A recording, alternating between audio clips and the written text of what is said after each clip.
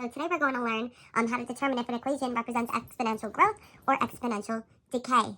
So right now, your do now is I want you to write two exponential equations, one for increase and one for decrease, and sketch a graph representing each of these equations, labeling the y-intercept. So here I have an example of exponential increase. The graph is increasing or going up. My y-intercept there is my 2, so there it is on my graph with my 2.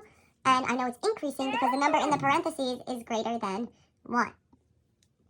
Okay, so then here I have an exponential decrease with a y-intercept of 1 going through 1. There's my y-intercept.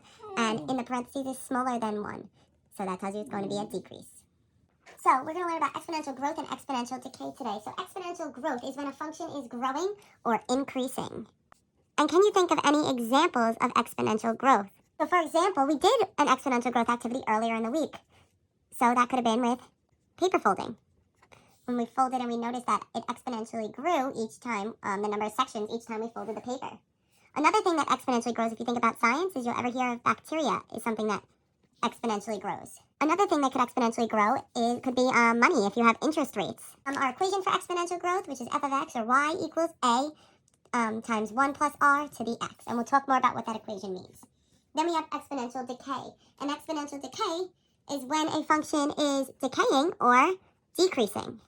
So can you think of any examples where things might decay or decrease? If there are any sports fans out there, think about, well, that didn't happen this year, but March Madness, maybe the brackets, they're slowly exponentially decreasing. You might start out with 16, and then you eliminate 1 from each, so it turns into 8, then 4, then 2. That's an exponential decrease, so sports brackets. Something else that decreases over time could be the value of a car. So item value. So as the car leaves the lot, it starts exponentially decreasing in value. It's not worth as much. And our equation for exponential decay is f of x equals a times 1 minus r to the x. The a value represents our initial value, or our y-intercept. The r is going to represent my rate that I am growing or decaying. Something special that we must remember about r, though, is that r must be in a decimal. So it's always going to be a decimal. So that means you'll usually be given it in a percent, but you need to convert it to a decimal.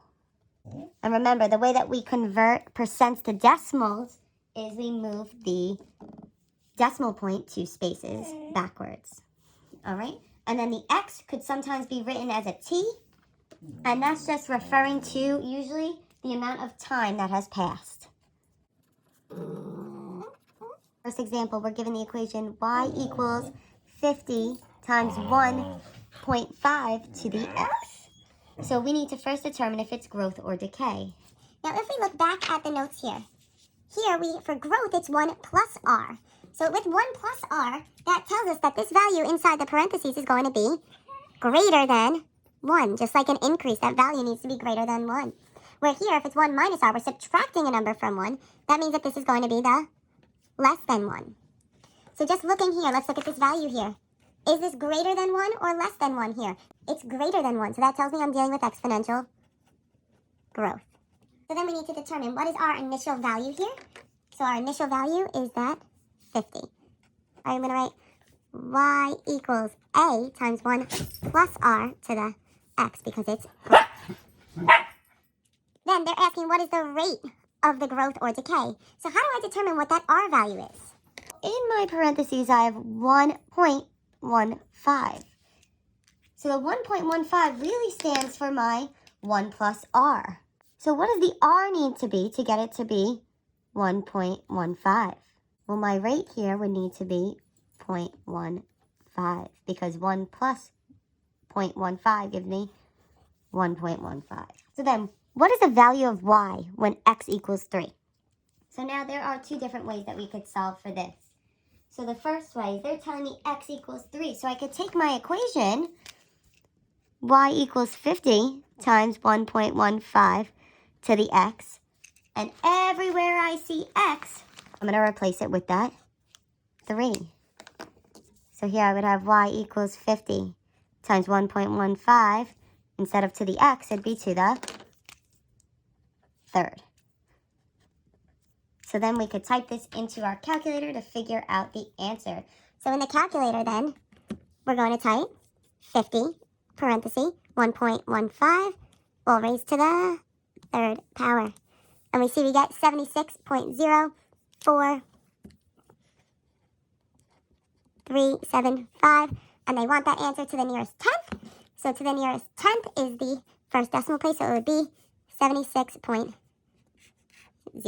So another way we could do this is we also would be using the calculator. But in my calculator, I'm going to go under y equals. And in y equals, I'm going to write my equation. 50 times 1.15 to the x. Then how would I find what it is when x equals 3? Well, right now I need to go to the table. Then when I go to the table, I'm going to be looking for what is my y value when x equals 3. And when you highlight over it, it gives you the full answer down there. So we're going to draw our table in there. We have x, y. When x is 3, y is 76.04375. So we look for where the y value, the x value is 3, and we find that y value of 76.0. So that's just two different ways to get the same exact answer. So let's look at example 2. We're given the equation y equals 4 times 0.75x. Is this exponential growth or decay? Well, let's look inside of my parentheses. That is a number that is less than 1, so that tells me this is going to be decay. What is my initial value there, or my a value here is 4. What is the rate of decay in this case? Well, let's write down our formula for exponential decay. Y equals a, 1 minus r to the x. So here, I need to find what that r value is. So in order to find that rate, I need to figure out, I have 1 minus r needs to give me what's in my parentheses, which is 0.75. So how could I figure out 1 minus r needs to equal 0.75? This is just an equation I could solve. I could subtract 1 from both sides. So then a negative r will give me negative 0.25. Divide by negative 1 on both sides, and I get r equals 0.25.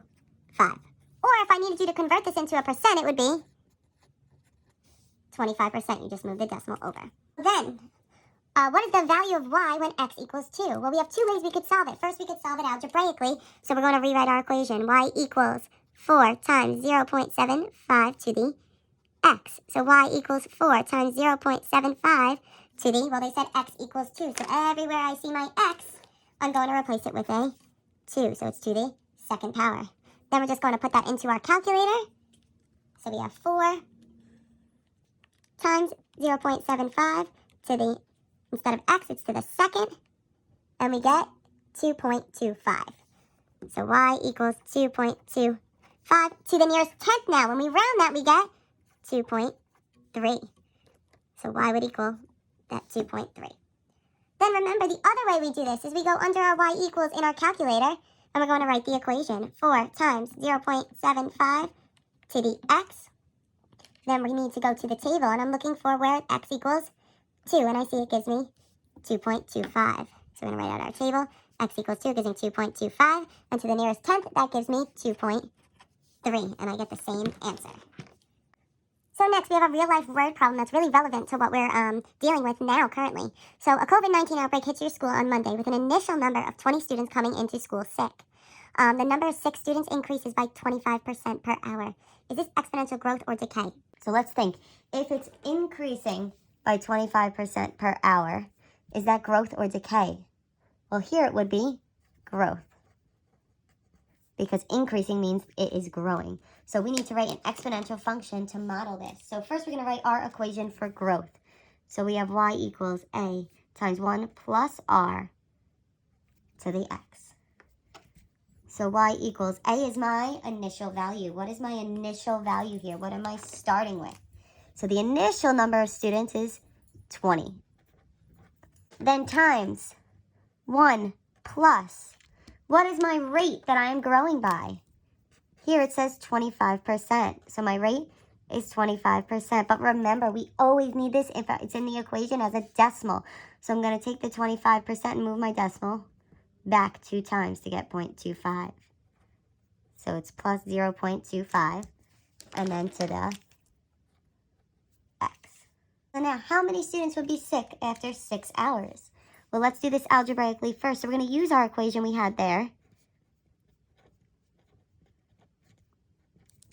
And they're saying how many students would be sick after 6 hours.